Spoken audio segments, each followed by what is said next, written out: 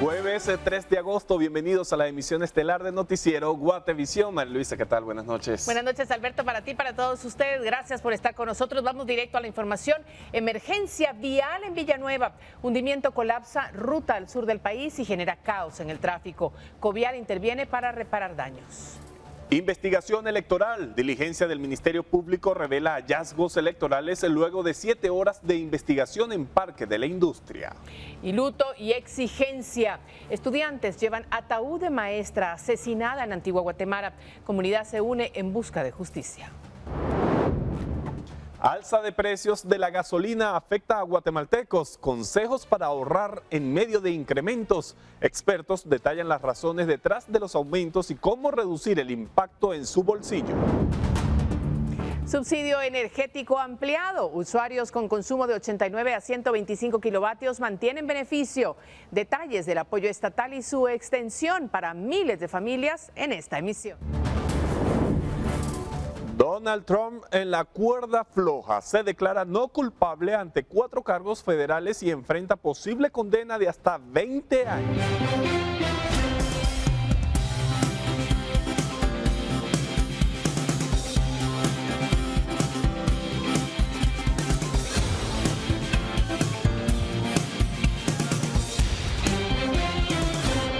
Sean todos bienvenidos a la emisión estelar de Noticiero Guatevisión. Muchísimas gracias por acompañarnos. Será una jornada bastante noticiosa, así que vamos a arrancar de inmediato con un tema que ha estado en la opinión pública en el transcurso del día. María Luisa. Así es, Alberto. Buenas noches para ti, para todos ustedes. Claro que ha estado en la opinión pública porque ha afectado a muchos guatemaltecos y nos referimos al nuevo hundimiento en Villanueva. Esto en la CEA 9 Sur, rumbo al Pacífico. Pero Andrea Domínguez, nuestra compañera, ha estado en el lugar, ha tenido la posibilidad de verificar la información y tiene mucho que decirnos. Andrea, buenas noches. Muy buenas noches, María Luisa. Alberto, un gusto saludarles a ustedes y a todos nuestros televidentes. Tal cual tú lo indicas, el hundimiento registrado sobre el kilómetro 17.5 que desde ayer por la tarde las autoridades de la Conred alertaban sobre un desnivel sobre la cinta asfáltica se hizo evidente ya la mañana de este jueves, en donde abarcaba básicamente un carril. Al inicio era un hundimiento de aproximadamente 7 metros de profundidad por 3.2 de ancho y 5 de largo. Sin embargo, este se originó producto de una transversal de tubería por la cual pasan las aguas del río Platanitos, que ante la fuerte lluvia y también lo que este viene arrastrando habría provocado que este comenzara a socavarse y colapsar a tal punto que fue evidente en horas de la tarde que la carretera empezara a tener ya un desnivel en la misma y provocó que a eso de las 8:30 de la noche de este miércoles las autoridades de Conred ordenaran el cierre de toda la ruta ante el peligro y las evaluaciones que estaban realizando, un peligro que fue latente ya este día. Incluso nosotros en exclusiva, mientras realizábamos un vuelo con el dron de Guatevisión y Prensa Libre, logramos captar cómo se había formado una presa ante la cantidad de agua que había llovido a eso de las 4:30 para las 5:30 de la tarde, una hora de lluvia que provocó se generara una represa debido a que esta línea o esta transversal se compone en este caso de 2 tuberías y una de estas era la que había colapsado, mientras había maquinaria que se encontraba tratando de excavar y llegar hasta la profundidad de donde estaba parte de este colector que se suponía era el que estaba colapsado. Sin embargo, luego de que esta represa se rompe, empieza a colapsar todos los carriles de la cinta asfáltica. Es decir, en un inicio se tenía incluso dentro de las posibilidades el poder habilitar 1 o 2 carriles que se dirigían del sur de nuestro país con dirección hacia la ciudad de Guatemala, específicamente donde nos encontramos parados en este momento. Eran los carriles que se estaban tratando o se tenía también previsto que se pudiesen habilitar. Sin embargo, con las fuertes lluvias, esto ya ha quedado fuera de las opciones que las autoridades tenían, pues básicamente toda la ruta ha colapsado. Son al menos 23 metros que colapsaron, es decir, no hay paso en la misma, pero escuchemos cuáles son las opciones que ahora tienen las autoridades de Covial que están empezando a analizar la instalación de un puente Bailey sobre este sector. Escuchemos. La posible causa es el crecimiento del río Platanitos, el cual pasa precisamente en medio de la por abajo de la CA9 Sur, por medio de 2 tuberías transversales de 4 metros de diámetro cada una. En los últimos días ha estado lloviendo de manera considerable en todo el país y eso lo que provoca es el aumento en el porcentaje de la humedad de los suelos y también el crecimiento de los ríos. Parte de estas tuberías presentan cierto daño y al existir esa pérdida de la tubería, la corriente empezó a socavar o a erosionar la parte superior de estas y erosionando en la afección que tenían las tuberías transversales, pues estas terminaron de ceder, causando una erosión en prácticamente toda la sección de la carretera, lo que pues provocó que pues hayamos perdido la totalidad de carriles en este punto. A partir del día de mañana determinar la afección, el ancho de la erosión sobre la sección y determinar las posibles soluciones que se tienen.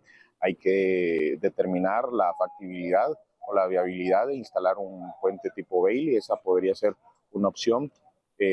Por supuesto, llevando de la mano los trabajos de recuperación, de reposición de la tubería que colapsó y el río arrastró, y pues ir llevando conforme el caudal y las condiciones climáticas lo permitan, el relleno controlado para poder regresar al nivel de la ruta. Pero como le digo, esto se tiene que determinar a partir del día de mañana, cuando ya podamos continuar con las inspecciones. En este momento los únicos que permanecen aquí, aparte de la Fuerza de Seguridad de la Policía Nacional Civil y de la Policía Municipal de Tránsito, son los que buscan, en este caso de energía eléctrica y cableros, tratar de ver cómo evitar que se quede sin energía eléctrica todo este sector, debido a que hay un poste que está a escasos 1,5 metros de donde ya se está socavando el mismo, y están tratando de poder buscar una solución para evitar que si es que este colapsa pueda llevarse toda la red de energía eléctrica de la zona. También hay que señalar que las rutas alternas que las autoridades siguen pidiendo se tomen en cuenta, sean aquellas que principalmente redirigen de la ciudad de Guatemala hacia el sur, pudiendo retornar de la calzada Roosevelt hacia Zacatepeques buscando la RN14, si así lo desean, también de la Petapa hacia Villahermosa y Villacanales, la calzada Atanasio Tzul rumbo a La Paz, asimismo la avenida Hincapié a Villacanales y luego al lago de Amatitlán, y la ruta a El Salvador para tomar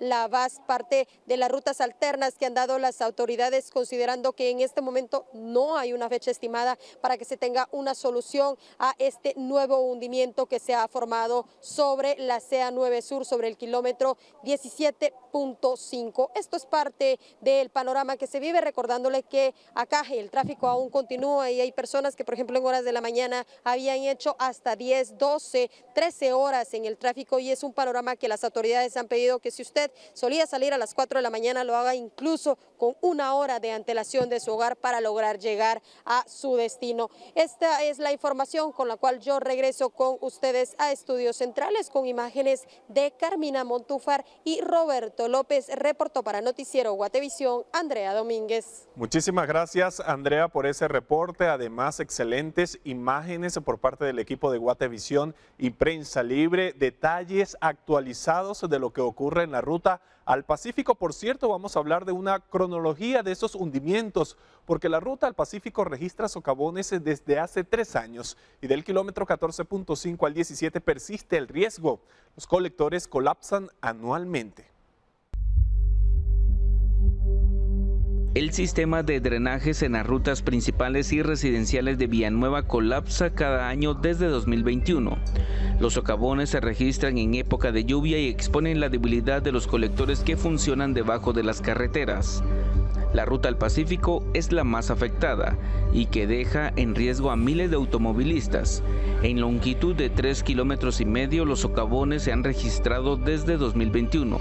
El área de colapso, según el historial, es del kilómetro 14 al 17.5 de esa carretera. El 27 de junio de 2021 fue el primer aviso de las emergencias que surgirían. En esa fecha hubo un socavón a la orilla de la ruta con dirección al sur. En esa ocasión se deshabilitó un carril para realizar los trabajos de restauración. El agua pluvial que corrió por la intensa lluvia socavó esa parte de la vía. En 2022 el colapso de la ruta al Pacífico fue más constante y mortal. El 14 de junio vuelve a registrarse un socavón en el kilómetro 15 de esa vía. El área de colapso se dio a pocos metros del puente Enrique Tejada que conecta al centro de Villanueva.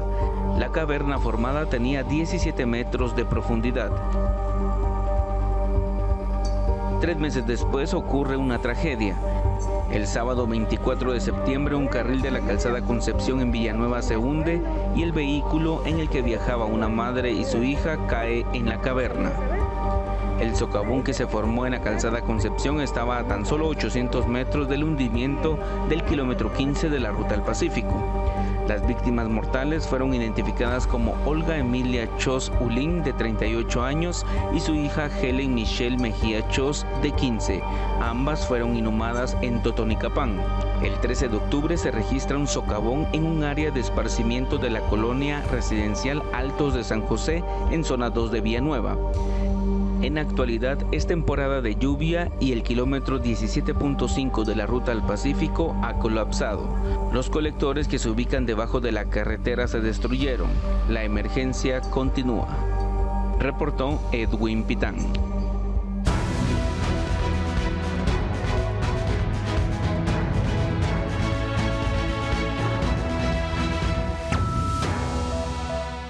Cambiamos ahora a temas electorales. Durante aproximadamente 7 horas se llevó a cabo una diligencia del Ministerio Público en el Centro Tecnológico del Tribunal Supremo Electoral en el Parque de la Industria. Durante esta diligencia se entregó una copia de los resultados de las elecciones del pasado 25 de junio como parte de una investigación iniciada por supuestas inconsistencias en el conteo de los votos. A continuación, la crónica.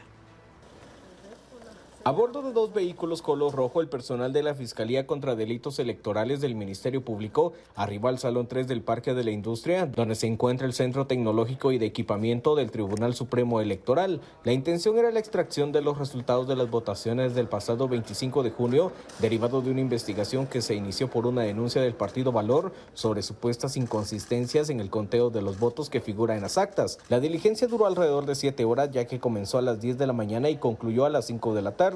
El pasado lunes el Ministerio Público solicitó una copia de los resultados, pero bajo la condición de que sus fiscales estuvieran presentes durante ese proceso. Inicialmente los fiscales pretendían que se les imprimiera una copia de cada una de las 122.925 actas por los 5 tipos de elección. Sin embargo, esto llevaría días, por lo que finalmente solo pidieron copia de 2023 actas de la elección presidencial por la capital. El resto lo brindará el TC mediante un acceso, sumado a que el tribunal también accedió a otorgarles una copia del archivo donde se contabilizaron los votos. Primero, los datos. Se le brindó el archivo que contiene todos los votos por las organizaciones políticas de todos los tipos de elección. Ahora, con respecto a las imágenes de los documentos, se proporcionaron los documentos de Distrito Central del tipo de elección de presidente y vicepresidente. Posteriormente, pues, por medio de un acceso, se estará compartiendo el resto de documentos de manera digital.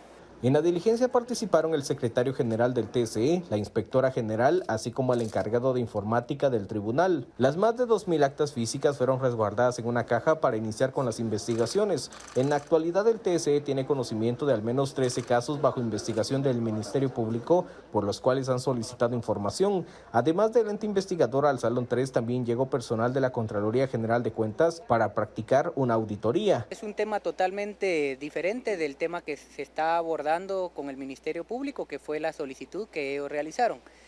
Con el tema de Contraloría, por supuesto que ellos han estado desde el año pasado y también la información que es requerida se les proporciona. ¿Qué tanta información les ha pedido, por lo menos a su área, la Contraloría General de Cuentas? diversos eventos que se han realizado, incluso pues ellos tienen ahí el nombramiento y de acuerdo al nombramiento se les brinda la información. Con imágenes de Elmer Vargas informó para Noticiero Guatevisión Henry Montenegro. El verano refrescante de Electoral presenta. Luis Almagro, el secretario general de la Organización de Estados Americanos, continúa su gira por Guatemala en medio de la crisis electoral. Esta mañana se reunió con integrantes de la Convergencia Nacional de Resistencia, liderados por el obispo católico de Huehuetenango, Álvaro Ramazzini. En la reunión, que se desarrolló a puerta cerrada y en un hotel de la zona 10 de la capital, la Convergencia Nacional de Resistencia entregó una carta al secretario Almagro en la que pidió, entre varios puntos, que la OEA solicite al Estado de Guatemala y al Ministerio Público que deje de utilizar el derecho penal como instrumento de intimidación política. Para el cardenal Ramazzini, la FECI acosa al TSE y a Semilla al accionar judicialmente en su contra en medio de la segunda vuelta presidencial por un caso de presuntas firmas falsas para conformar el partido. Instamos a que haya un apoyo para que ahora, delante de la segunda vuelta, se defienda el derecho a un voto libre y secreto, en un proceso abierto y transparente, sin presiones. Que esta es la tarea primordial y que se garantice ese respeto al voto y se promueva la transición pacífica del poder. Además, los integrantes de la Convergencia solicitaron a la OEA extender el mandato de la misión de observación electoral hasta 2024, cuando el nuevo presidente tome posesión. Porque no sabemos qué pueda pasar después. Estamos en el país de las incertidumbres, de las dudas, de las sospechas, de las suspicacias, y entonces es mejor avisar de lo que puede pasar y no después lamentarnos de que no hablamos a tiempo. La Convergencia surgió en octubre de 2022 como un colectivo de organizaciones sociales dedicadas a denunciar abusos del Estado. Sus miembros también entregaron a Almagro un informe con denuncias de violaciones a la libertad de expresión y de prensa, dos derechos que según varias organizaciones internacionales van en declive en Guatemala. Y que tiene énfasis especial en los últimos 2 meses, junio y julio de este año, en el cual se registran 120 ataques, limitaciones y denuncias de periodistas que elevan a 521 denuncias durante el actual gobierno, de enero de 2020 a julio de 2023. Con imágenes de Carlos Hernández para Noticiero Guatevisión, Carlos Kestler. El verano refrescante de Electoral presentó. Y esta tarde, Sandra Torres, la candidata presidencial de la UNE, sostuvo una reunión con Luis Almagro, el secretario general de la OEA, en medio de la crisis electoral de cara al balotaje del 20 de agosto. La reunión se llevó a cabo a puerta cerrada. La reunión en un hotel de la capital, como las otras que ha sostenido el secretario Almagro en Guatemala, se desarrolló sin la presencia de la prensa. Al salir, Sandra Torres comentó que el tema principal que colocó sobre la mesa es la contratación del sistema informático alterno para digitar votos por parte de las juntas electorales de la capital y el departamento de Guatemala. La candidata dice que ese equipo, valorado en 7 millones de quetzales, le da desconfianza sobre el conteo de sufragios. No confiamos en ellos.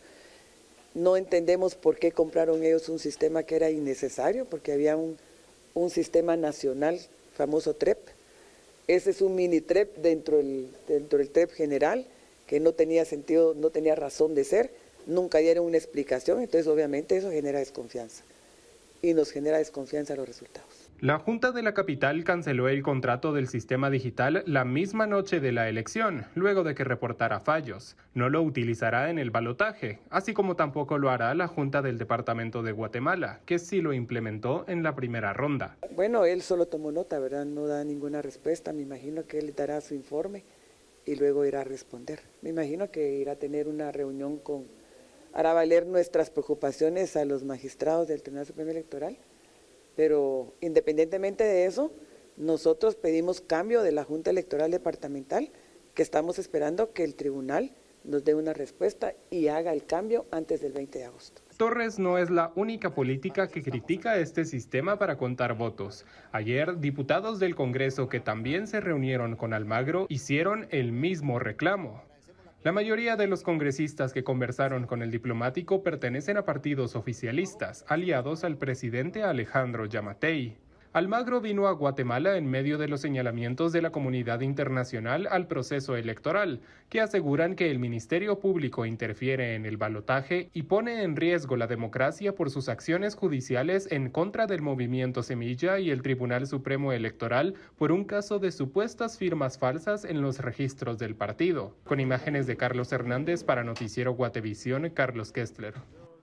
Y hablando de la campaña electoral, hoy tenemos un nuevo programa en Decisión Libre 2023 y una nueva invitada.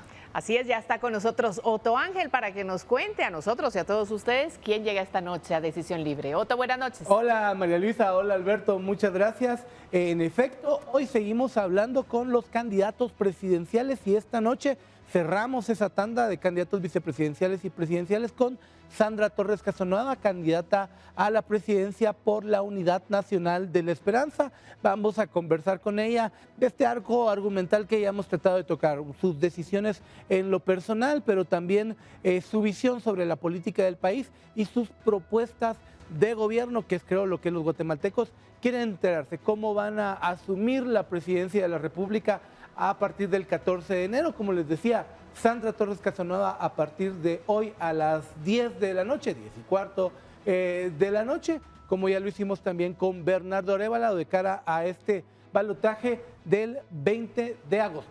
María Luisa, Así es, ya en la línea final, prácticamente la recta final ya para las próximas votaciones. Alberto. Y recuerden interactuar con nosotros con la etiqueta Decisión Libre 2023 y por allí también pueden formular las preguntas a la invitada de esta noche. Nos vamos a nuestra primera pausa, ya regresamos con más información.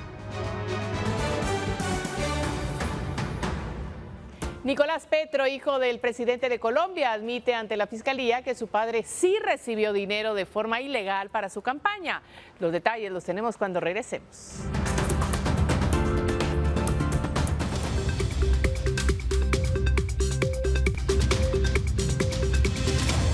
Continuamos con más información. ¿Qué está ocurriendo con Donald Trump y qué está ocurriendo con Gustavo Petro en Colombia? María Luisa tiene esa información y otros temas internacionales. María Luisa. Así es, Alberto. Es importante conocer lo que sucede no solamente en nuestra región, en todas partes del mundo.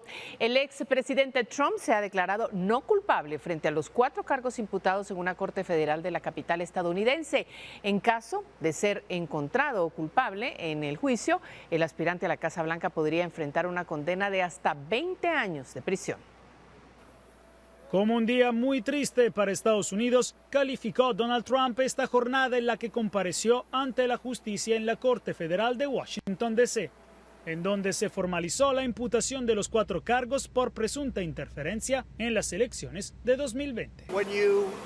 Cuando miras lo que está pasando, esto es una persecución de un oponente político. Se suponía que esto nunca sucedería en Estados Unidos. Esta es la persecución de la persona que está liderando por números muy sustanciales en las primarias republicanas y liderando a Biden por mucho. Entonces, si no puedes vencerlos, los persigues o los procesas. No podemos permitir que esto suceda en Estados Unidos. Durante la audiencia, el acusado se dejó ver impaciente por un retraso de la juez de 15 minutos que se registró entre la citación y el inicio de la diligencia. En un momento, Trump empezó a dar golpecitos en la mesa para romper el silencio y comentó que estaba todo muy callado. Estoy aquí para defender a Trump, porque él nos está defendiendo. Estoy aquí para decir, dame la libertad o te doy la muerte. Simpatizantes del expresidente se reunieron expresando su apoyo y utilizando el lenguaje empleado por Trump, que en la red social Truth Social dijo: en realidad no están detrás de mí, están detrás de usted. Yo solo soy el camino. Al lugar también asistieron quienes dudan de su inocencia. La ley en Estados Unidos es para todos. Si alguien se en contra de la ley, tienen que, a veces no parece, pero a lo último, al fin, tienen que pagar lo que hicieron mal. Trump, de ser hallado culpable tras el juicio, se enfrentaría a la posibilidad de altas penas en prisión. 2 de los delitos tienen una condena máxima de 20 años, otro de 10 años y el cuarto de 5 años. Este caso definitivamente está en la vía rápida. El fiscal quiere justicia rápida aquí, así lo ha dicho. En la próxima audiencia a finales de agosto es probable que se establezca la fecha de inicio del juicio y se anticipa que no va a ser demasiado lejos. Tal vez a finales de este año o principios del próximo, pero ciertamente mucho antes de las elecciones de 2024. Expertos destacan que este proceso judicial tendrá un fuerte impacto en las elecciones, teniendo en cuenta que la actual situación no imposibilita a Trump para aspirar a la presidencia. La primera batalla electoral se dará entre los republicanos. El resto se definirá mientras avanza la contienda por la Casa Blanca y los procesos, en los que las pruebas, un jurado investigador y para terminar un juez definirán si Trump es o no culpable. Desde la Corte Federal de Washington D.C., Jacopo Luzzi, Voz de América. Bueno, el expresidente de Estados Unidos, Donald Trump, como ya usted ha visto, enfrenta varios procesos penales y civiles. Sin embargo, este último es el que más pesa en su contra. En la siguiente nota ampliamos la opinión sobre lo que dicen los expertos acerca de los casos judiciales contra Trump.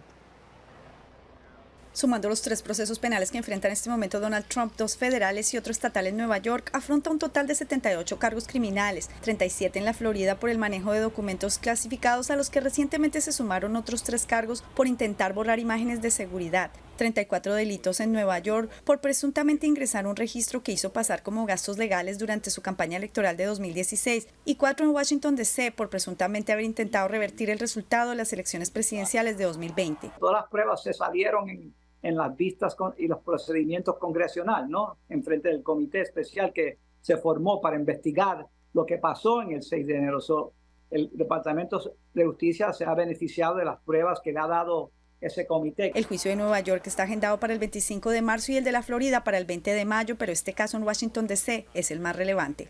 Este es el centro del escenario. Eso es historia nacional. Se trata de si la democracia estadounidense estaba siendo usurpada. Todo lo demás referente a si se llevó documentos con él, le pagó a su amante para que calle, eso es posiblemente interesante para los tabloides. No es un hecho fundamental para nuestra democracia. Fue presentada una acusación muy firme y bien argumentada por parte del fiscal especial. Aún no ha acusado a los co-conspiradores obvios. Si los acusa, tendrán problemas y contratarán abogados. Habrá apelaciones y por lo tanto demoras. Una cuarta imputación federal en Georgia por interferencia en las elecciones de 2020 está en curso. Además, Trump deberá enfrentar 2 juicios civiles en su contra, uno adelantado por la Fiscalía de Nueva York por evasión fiscal y que busca 250 millones y prohibirle que haga negocios en el estado, y una extensión del juicio de la escritora E. Jean Carroll por difamación que busca $10 millones y deberá comenzar el 15 de enero de 2024.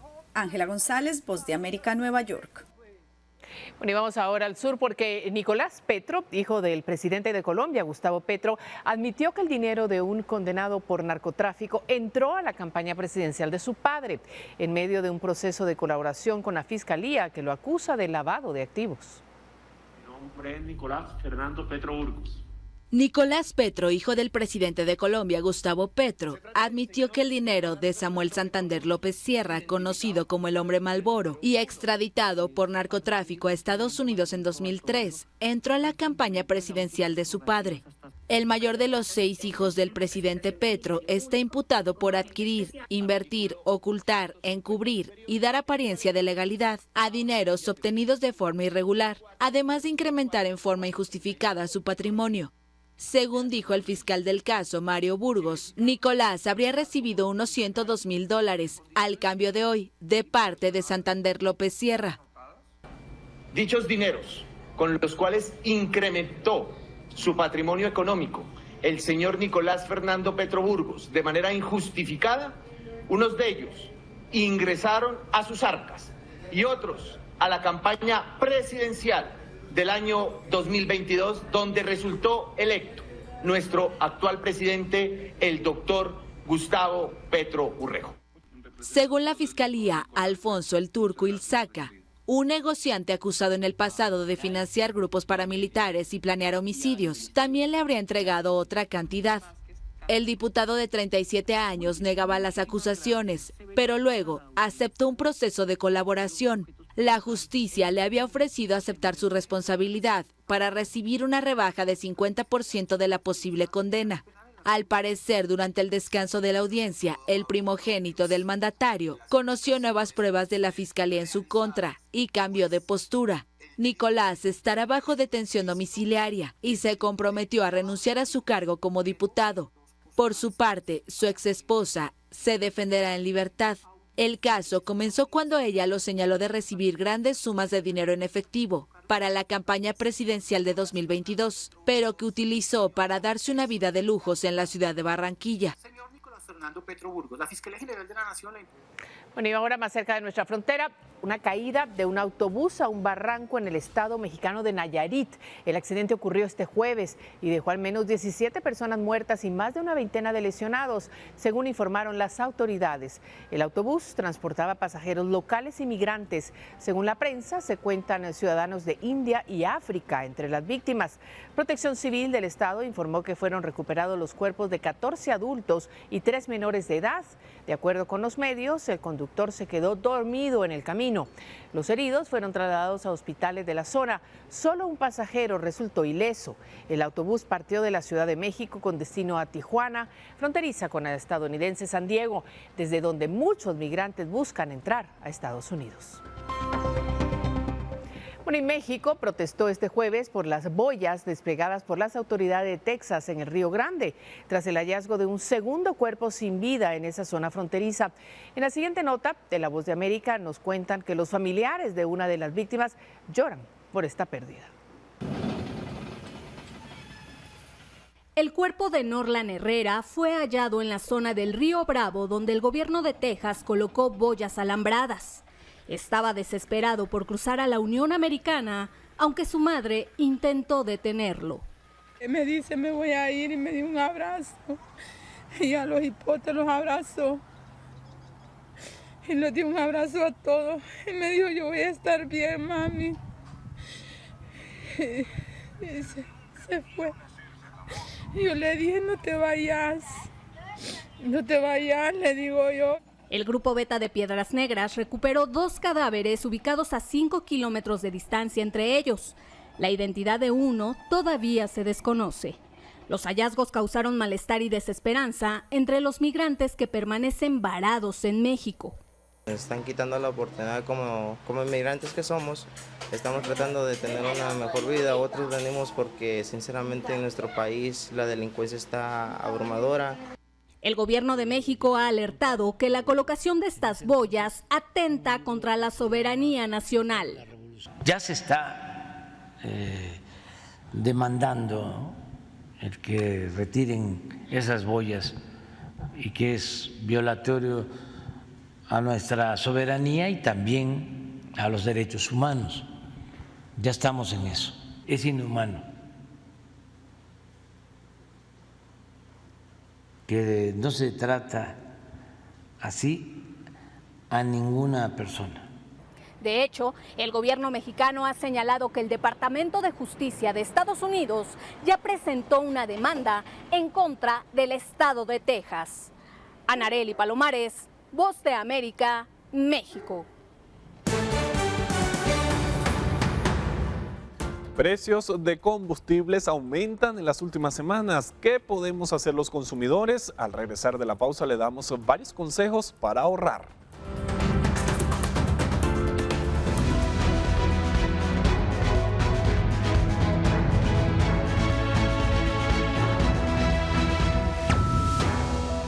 Gracias por continuar con nosotros. Vamos a retomar el tema electoral. El binomio presidencial de Movimiento Semilla presentó esta noche su plan de trabajo para los primeros 100 días en caso de quedar electos.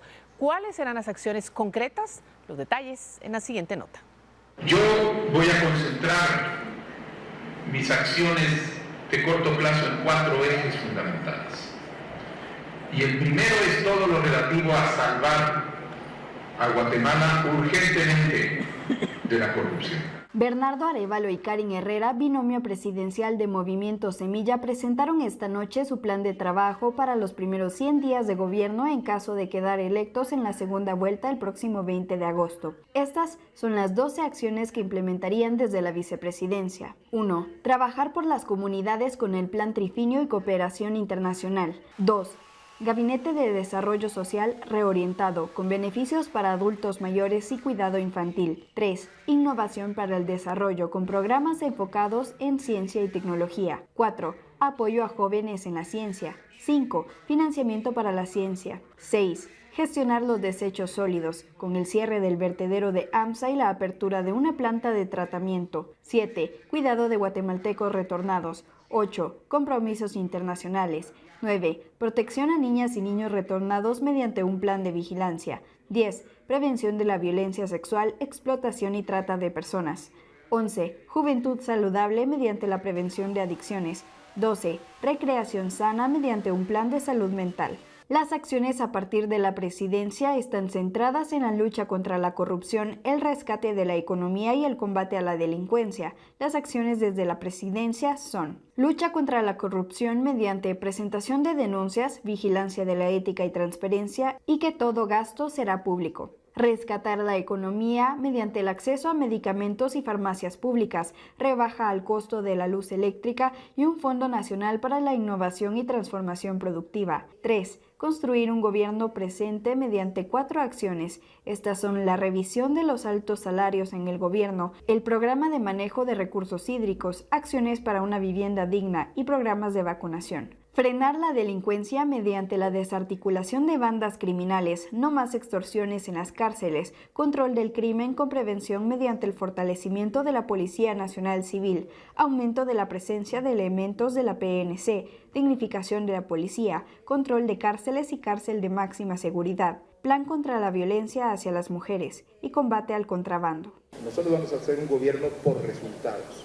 Los ministros se les solicitará que en cada una de sus carteras preparen un plan de ejecución por resultados, con los indicadores específicos y reales que permitan que Karin y yo, como responsables últimos de la conducción del gobierno, podamos darle seguimiento al avance de la agenda pública en cada una de las distintas áreas. Y por medio de esos indicadores, poder hacer las modulaciones necesarias para que puedan ir avanzando. Con imágenes de María José Bonilla para Noticiero Guatevisión, Fátima Herrera. Y el precio de los combustibles en Quiché ha iniciado una escalada de aumentos. Incluso, en algunos casos, ha alcanzado los 39 quetzales. Esto ha provocado críticas entre el sector de transportistas, no solo por el aumento de la gasolina, sino también por el precio de los insumos. El aumento se registró a inicio de la semana en todas las gasolineras del departamento. Según las autoridades, el mismo fue de 2 quetzales por galón. Pero como ya es costumbre en Quiché, en varias gasolineras de la cabecera departamental y de municipios lejanos, el aumento fue mayor. En algunas gasolineras el precio del galón de gasolina superior ha llegado a casi 39 quetzales. Es demasiado, pues. Póngale que en algunas gasolineras se maneja un precio, en otras otro, y las que están un poquito fuera del perímetro urbano, pues chica, lo dan mucho más caro. Pues. Y la diferencia no se debe marcar mucho porque lo que varía sería el costo del transporte, llevar el combustible a un lugar, pero se aprovechan cuando solo existe una estación de gasolinera. Pues. La representante de la Diaco en Quiché indicó que ellos realizan los monitoreos necesarios, pero los precios se basan en el comportamiento del mercado internacional. Expresó que generalmente al haber un aumento en el precio de los combustibles, los productos de la canasta básica tienden a incrementar su valor. Tiende también a subir la energía eléctrica, a subir el gas propano, ahí sí que otros servicios, ¿verdad?, que nosotros como guatemaltecos tenemos. Nuestros proveedores sí tienen que, ahí sí que ponerse la mano en la conciencia un poco, porque al final la economía del país de Guatemala está muy golpeada. Los guatemaltecos ya no aguantan con esta situación, ¿verdad? Para Noticiero Guatevisión reportó Héctor Cordero. Bueno, en las últimas semanas los guatemaltecos hemos sido afectados por los nuevos incrementos en los precios de la gasolina. En menos de 3 semanas han subido entre 5 y 6 quetzales. ¿Qué podemos hacer los consumidores? A continuación le damos algunos consejos para ahorrar. Desde hace aproximadamente 2 semanas, los guatemaltecos se han sorprendido por el incremento de los precios de los combustibles y el diésel en varias estaciones de servicio. Hace 2 semanas el aumento fue de 3 quetzales y este lunes se vio un nuevo aumento de otros 3 quetzales, lo que significa que el incremento es de entre 5 y 6 quetzales. El precio que se muestra en las gasolineras, por ejemplo, para la Super es de 37.99 quetzales. El galón de regular está a 36.49 y el diésel a 32.59, mientras que la semana pasada los precios eran de 35.99 quetzales para el galón de gasolina Super, 34.49 para la regular y 29.49 para el diésel. ¿Qué podemos hacer los consumidores ante este incremento? Puede tomar estas recomendaciones para ahorrar un poco de combustible. Hágale mantenimiento constante a su automóvil revisando la presión de las llantas y revisando los filtros. Evite acelerar abruptamente y reduzca el uso del aire acondicionado. Además, si está dentro de sus posibilidades, puede utilizar, si no todos los días, 2 o 3 veces a la semana el transporte público y así ahorrar un poco más. O incluso otra opción podría ser compartir automóvil con compañeros de trabajo o de estudio. O si en su familia utilizan varios carros, utilicen solo uno. El viceministro Luis Ayala mencionó que los incrementos podrían deberse al periodo de vacaciones en el hemisferio norte, principalmente en Estados Unidos, donde sube la demanda de gasolina y diésel, y aclaró que este comportamiento es cíclico, o sea que ocurre todos los años durante los meses de julio y agosto, aunque a principios de septiembre se comienza a observar una baja en el precio local de los combustibles. Para Noticiero Guatevisión, Paula Osaeta.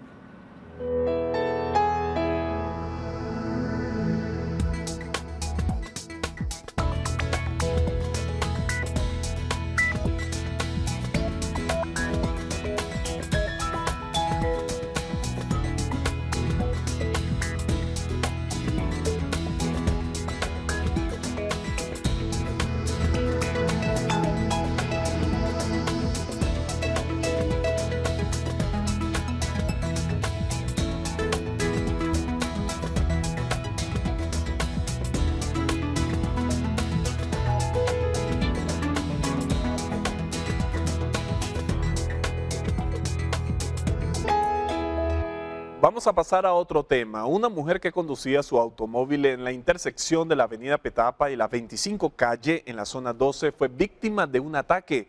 Según testigos presenciales, 2 hombres en una motocicleta se acercaron y golpearon el vidrio del vehículo. Ante la negativa de la conductora de bajar los vidrios, los agresores abrieron fuego. Afortunadamente la mujer resultó ilesa físicamente, pero sufrió una crisis nerviosa que requirió la intervención de los bomberos municipales, quienes la trasladaron a un hospital cercano. El automóvil presentaba múltiples perforaciones causadas por los disparos de los atacantes, lo que sugiere un posible intento de asalto como motivo de la agresión. Bueno, y con pesar, estudiantes llevan sobre sus hombros el ataúd de su maestra, Marisol García Lush, quien fue trágicamente asesinada ayer en la ciudad de Antigua Guatemala. Tanto maestros como alumnos unen sus voces para exigir justicia en este lamentable suceso.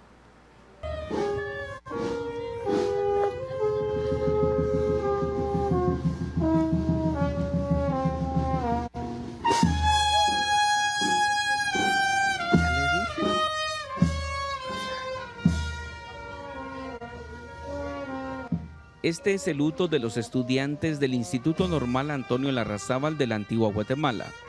Es jueves y en sus hombros no portaron mochilas con libros. Esta tarde han cargado el ataúd de su maestra Marisol García Lush, quien fue asesinada. La muerte violenta de Marisol ha conmocionado a la comunidad estudiantil y académica en la ciudad colonial. Con disparos fue asesinada y su cadáver abandonado a la orilla de una carretera. Están presentes alumnos, están presentes exalumnos, están presentes amigos de esta centenaria casa de estudio, que hoy se han tratado de unir, quizás de una manera muy fugaz, para poder decirle de todo y con todo el corazón, muchísimas gracias por esa labor.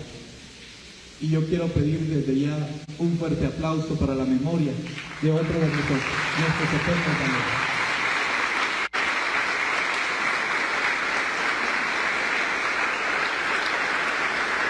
El miércoles por la noche, los bomberos confirmaron que hallaron el cadáver de la docente en la ruta que conecta San Juan Gascón con San Mateo Milpas Altas. La escena fue protegida por el Ministerio Público y la Policía Nacional Civil han empezado una investigación del crimen. Se confirmó que a Marisol le dispararon en 5 ocasiones. Aún no se ha determinado si la docente fue baleada en la carretera o si fue atacada en otro sitio y luego trasladada a esa ruta. Marisol García Luch deja en la orfandad a 2 niños. Según sus familiares, ella se había separado de su conviviente. En el velatorio, los estudiantes y maestros piden justicia. Reportó Edwin Pitán.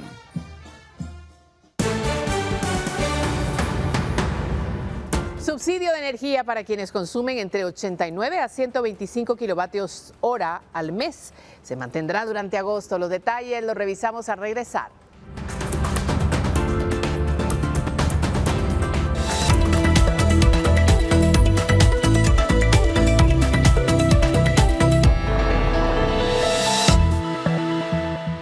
En esta emisión de Noticiero Guatevisión ya está con nosotros Paula Osaeta. Eso quiere decir que llegó el momento de que hablemos de dinero. Paula, buenas noches. María Luisa, Alberto, qué gusto saludarles. Hoy quiero contarles que el 30 de junio finalizó el aporte temporal para la energía aprobado mediante el decreto 1/2023 del Congreso de la República para el grupo de usuarios que cada mes consume de 89 a 125 kilovatios. Esta normativa destinó 197 millones de quetzales del presupuesto estatal para ese fin. Sin embargo, en julio pasado se mantuvo esa subvención con recursos propios del Instituto Nacional de Electrificación, según el ministro de Energía y Minas, Manuel Eduardo Arita. Para agosto, el Consejo Directivo del INDE aprobó mantener a dicho rango de usuarios con ese beneficio para todo el mes, agregó el funcionario, que también forma parte de esa directiva, aunque no detalló si será financiado también con recursos de ese ente. Los beneficiados son principalmente usuarios ubicados en el área de cobertura de la distribuidora de OXA y distribuidora de Orsa, que forman parte de Energuate. La subvención favorece alrededor de 447.500 familias. De estas, alrededor de 126.000 son usuarias de la empresa eléctrica. Y en otros temas quiero contarle que la Asociación Guatemalteca de Instituciones de Seguros presentó los resultados del primer semestre del año en el mercado asegurador guatemalteco. Solo por la indemnización de salud y hospitalización se pagaron 2.200 millones de quetzales. El rol del sector de seguros en la economía del país es muy importante, pues todos los años se pagan miles de millones de quetzales para diferentes rubros.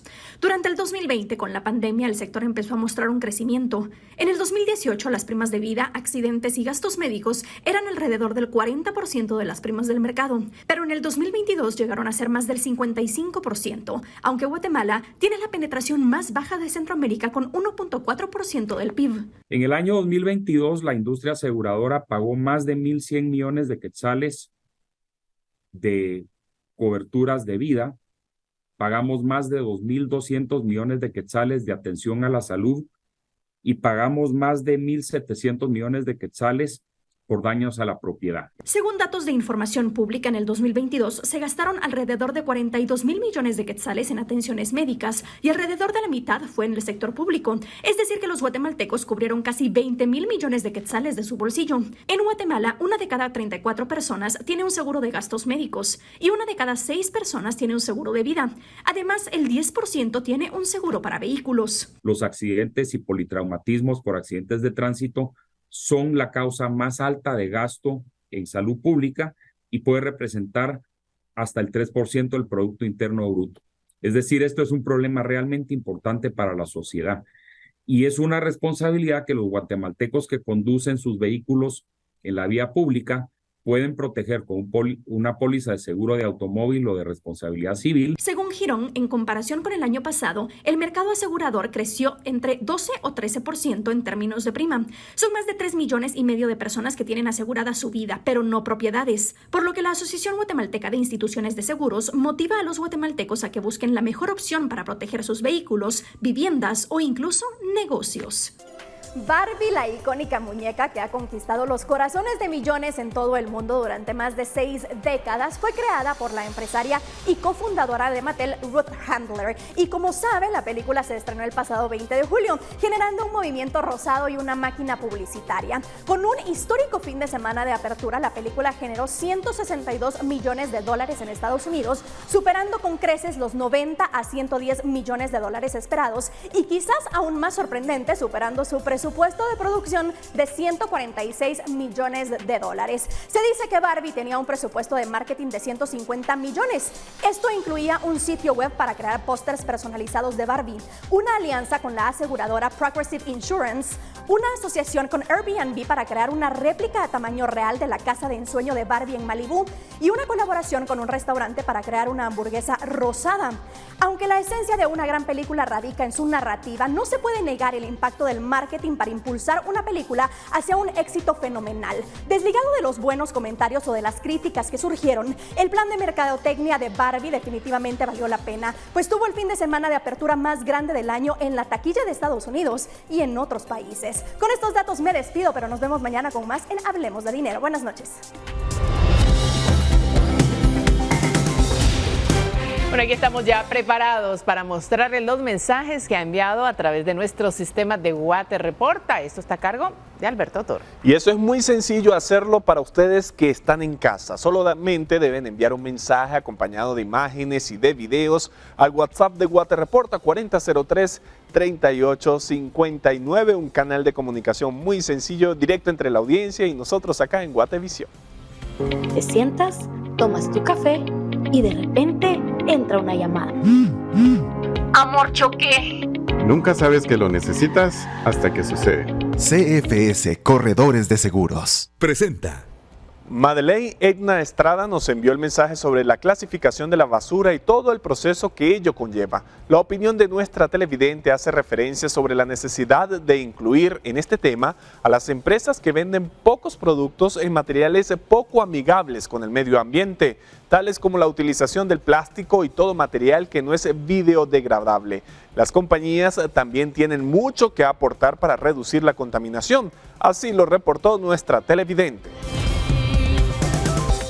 En otro reporte, una cámara de videovigilancia grabó el momento en que un motorista se accidenta en una de las calles de la zona 1 de la ciudad capital.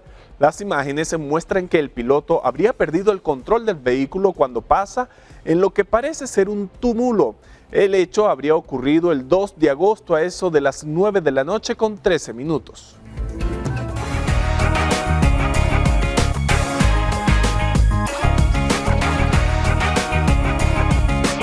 José Molina Salazar, un artista visual de Quetzaltenango, se encuentra en busca de establecer un récord mundial Guinness al llevar a cabo un dibujo durante 80 horas consecutivas. José Molina Salazar, de 43 años y quien lleva 15 años dedicado a la pintura, emprendió el pasado 1 de agosto el desafío de dibujar durante 80 horas consecutivas para establecer un récord Guinness. Se espera que finalice mañana viernes alrededor de las 7 de la noche, hora local. El maratón del dibujo es transmitido en redes sociales desde la Galería Lance, ubicada en la zona 1 de Shela. Molina utiliza la técnica japonesa Sumie, consistente en la espontaneidad y que representa paisajes y meditación. La organización de los récord Guinness en abril último autorizó a Molina el desafío. Le exigieron realizar la obra en un espacio público con 3 supervisores en rotación, documentarla y tener un médico que lo revise constantemente. Por cada hora trabajada, el artista cuenta con 5 minutos de descanso que pueden ser acumulables. El récord actual de más horas dibujadas le pertenece hasta el momento al indio Hariom Kumar, quien en noviembre de 2017 dibujó 712 caricaturas diferentes durante 77 horas, 1 minuto y 16 segundos. Ha sido un trabajo arduo que él ha venido desarrollando. Se ha preparado tanto con largas jornadas de trabajo en lo que es el trabajo de dibujo, como también en meditación para poder tener el estado apropiado para poder desarrollar esta actividad. Hasta las 18 horas de este jueves, Molina Salazar contabilizaba 52 horas dibujando. En Quetzaltenango, para Noticiero Guatevisión, Minor Talk. Bueno, y ahora le mostraremos imágenes del Conservatorio de Música que ha abierto sus puertas para el primer concierto presencial. Hasta el día de hoy, la mayoría de actividades se realizaban en línea.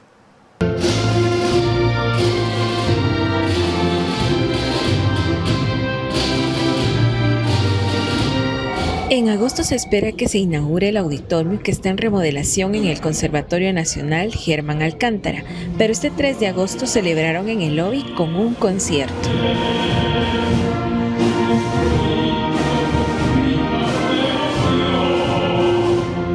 soy Darío Soto Ramírez García, toco violín. Estamos celebrando el aniversario del conservatorio y vamos a tocar como 30 personas.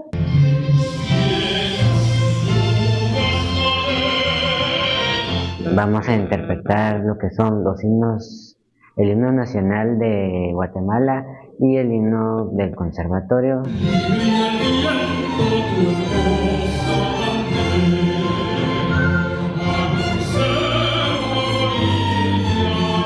Estamos de fiesta el día de hoy, cumpleaños 148 del Conservatorio Nacional de Música, y para nosotros pues es un evento muy lindo que 148 veces se ha celebrado, y con el receso de la pandemia esta es la primera vez que se celebra nuevamente presencial.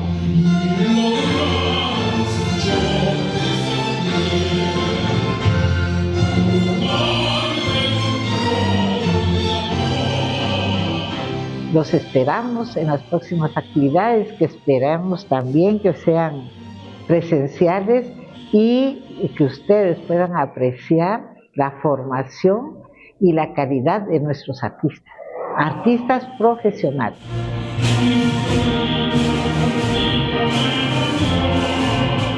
Para Noticiero Guatevisión, Ingrid Reyes.